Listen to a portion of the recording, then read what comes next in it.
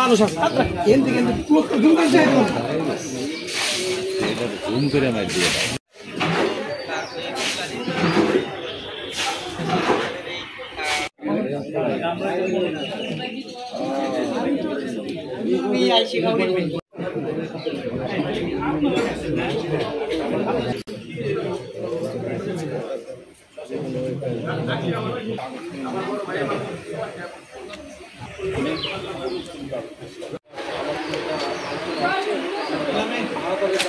অবিচার ধুয়ে মুছে যাক এবং নতুন করে আমরা একটা মঙ্গল শোভাযাত্রার মাধ্যমে আমরা যেন ভালো কিছু আমরা আশা করি।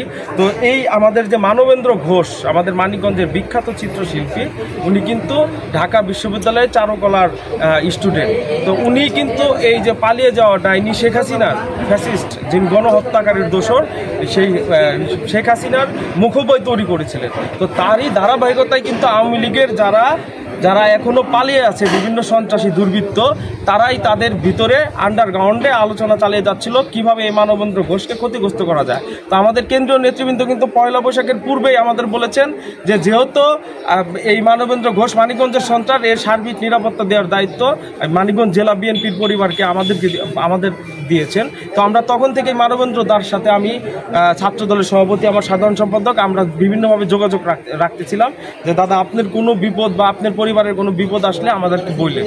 কিন্তু দেখা গেছে যে পয়লা বৈশাখের আজকে 2 দিন পর গতকালকে রাতে 3টার সময় হঠাৎ করে দুর্বৃত্তরা এইভাবে এই আওয়ামী লীগের দুর্বৃত্তরা আগুন দিয়ে গেছেন।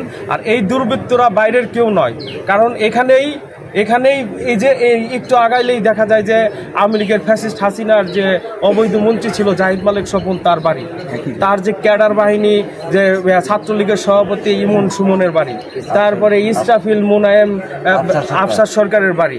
তো এই ক্যাডার বাহিনীর যে তারা তো এখন পালিয়ে গেছে, এই গণহত্যাকারীরা তো পালিয়ে গেছে, কিন্তু তাদের দোসররাই কিন্তু এই ঘটনা ঘটিয়েছে। কেন কি কারণে করলো এটা তারা জানে,